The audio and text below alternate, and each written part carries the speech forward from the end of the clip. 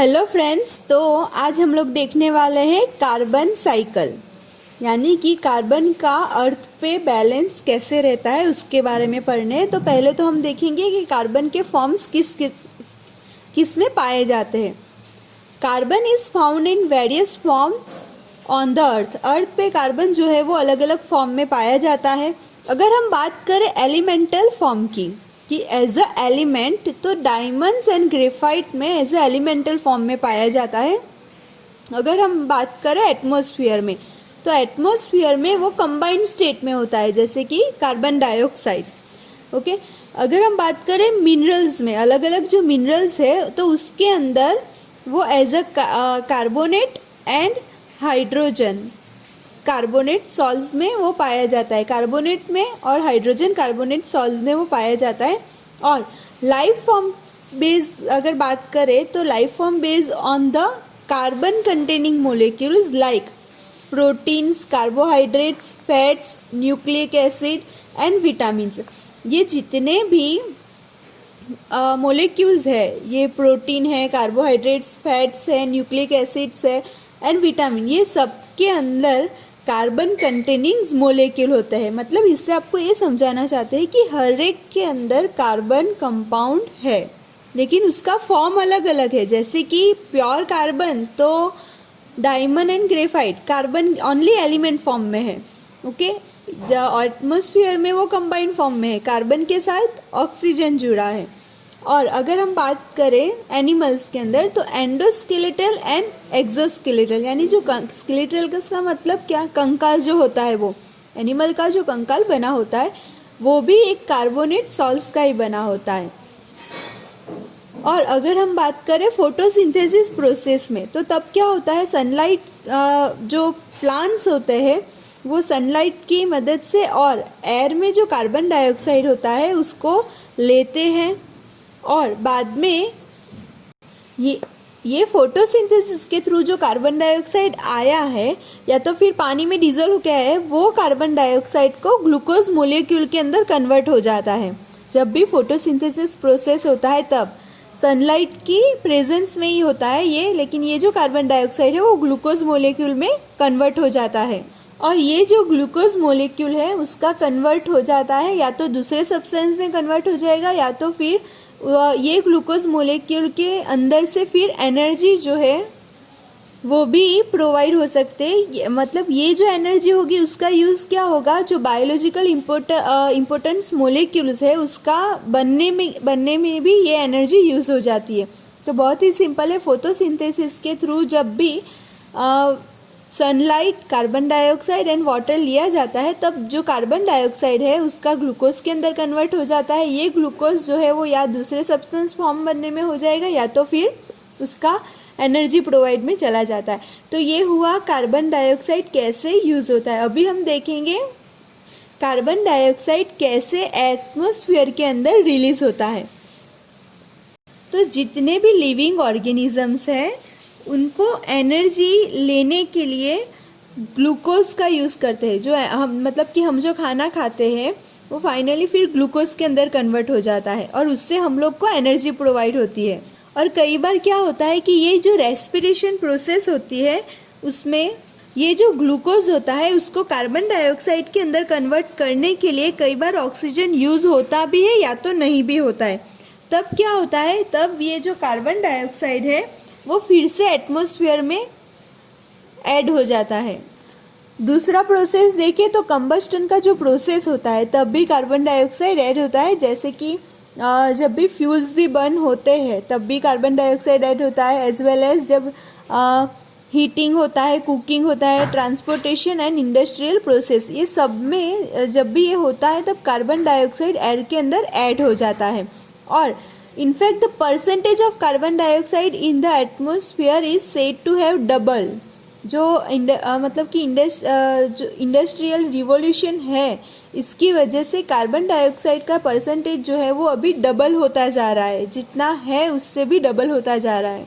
As well as जो fossil fuel अभी burn हो रहा है, जैसे कि कोल एंड पेट्रोलियम का जितना यूज़ हो रहा है, व्हीकल्स का यूज़ हो रहा है, उससे कार्बन डाइऑक्साइड का परसेंटेज अभी डबल होता जा रहा है।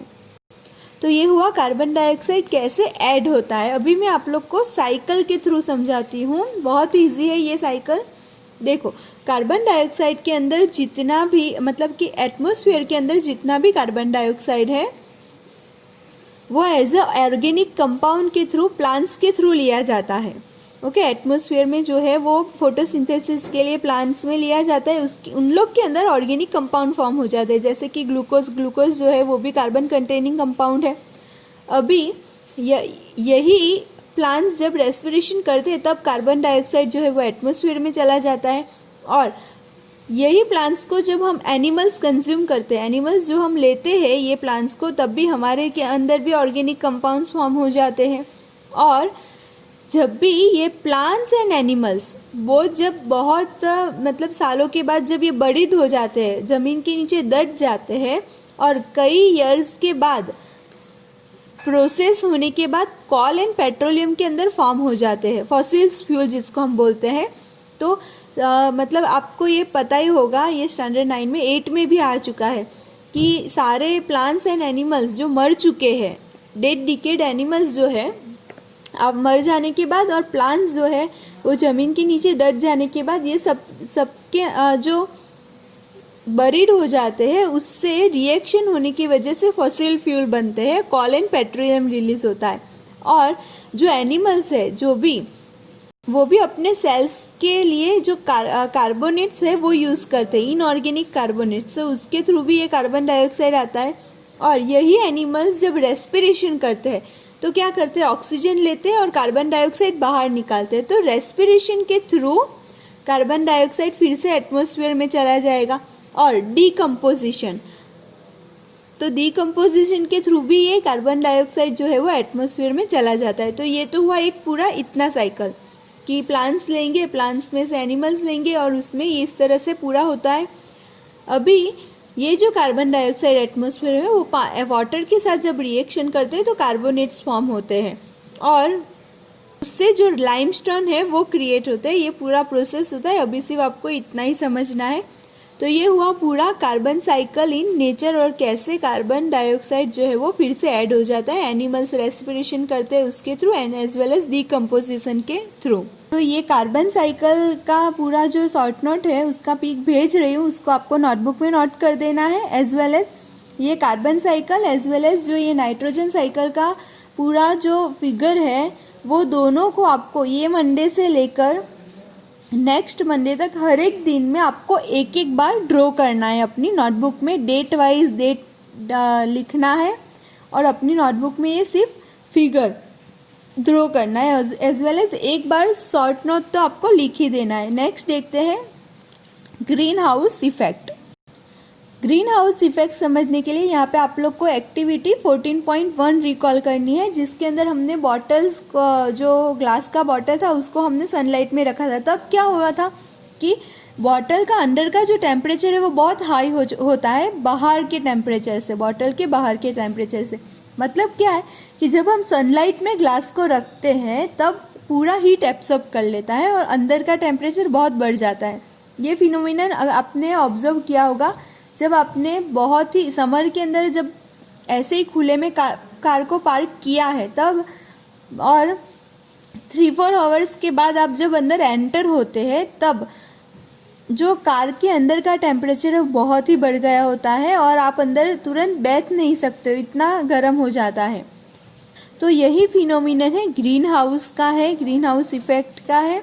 और ये जो ग्लास का टेम्परेचर अंदर बढ़ जाता है जब सनलाइट में रखते हैं, तो ये फिनोमिनन का यूज़ ट्रॉपिकल प्लांट्स पे किया जाता है। मतलब कि ऐसे प्लांट्स जिसको हीट बहुत ज़्यादा चाहिए। तो जब भी विंटर होता है, विंटर के टाइम पे क्या किया जाता है, विंटर के टाइम पे ये ट्रॉपिक प्लांट्स जो होते हैं उसको वार्म मतलब कि गर्म रखने के लिए, उसको क्लाइमेट जो है वो गर्म मिले, वार्म क्लाइमेट मिले, इसी तरह से ये टेक्निक का यूज़ किया जाता है। उनके आसपास ऐसा एटमॉस्फेयर बनाया जाता है क्योंकि उनको जो है वो वार्म क्लाइमेट चाहिए और विंटर के टाइम पे कोल्ड क्लाइमेट होता है।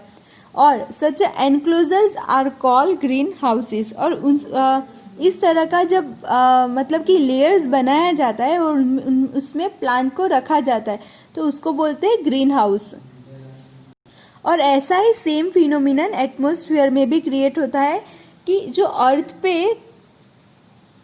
कुछ गैसेस ऐसे हैं जो हमारे एटमॉस्फेयर में जो गर्मी है, एटमॉस्फेयर के अंदर जितना भी हीट है उसको मतलब कि जाने से रोकते हैं। Some gases prevent the except of heat from the earth. Earth पे जो हीट है उसको जाने से रोकते हैं, कुछ ऐसे गैसेस है। An increase in the percentage of such gases in the atmosphere would cause the average temperature to increase the worldwide and this is called greenhouse effect। तो इससे क्या होगा, अर्थ पे जितना भी हीट है वो बाहर नहीं जा पाता है, इससे हमारा अर्थ का टेम्परेचर कंटिन्यूस बढ़ता रहता है और पूरे वर्ल्ड वाइड के अंदर जो अर्थ का टेम्परेचर है मतलब कि बढ़ता ही चला जाता है, तो उसको हम बोलते हैं ग्रीन हाउस इफेक्ट। और ये जो इफेक्ट होता है वो आपने कई बार नोटिस भी किया होगा कि बहुत ही गर्मी रहती है, जो टेम्परेचर कूल होना चाहिए वो रहता ही नहीं है। इसका रीज़न है कि जो गैसेस का अमाउंट बढ़ता जा रहा है, जैसे कि carbon dioxide is the one of the green house gases. Carbon dioxide एक उसमें से एक गैस है जो अर्थ पे टेम्परेचर जो है वो इंक्रीज करता जा रहा है। और इस तरह से गैसेस का अमाउंट जो बढ़ता ही जाएगा, कार्बन डाइऑक्साइड का अमाउंट बढ़ता ही जाएगा, तो इससे हीट जो है वो बढ़ती जाएगी और ग्लोबल वार्मिंग धीरे धीरे बनता जाता है। Okay friends, thank you.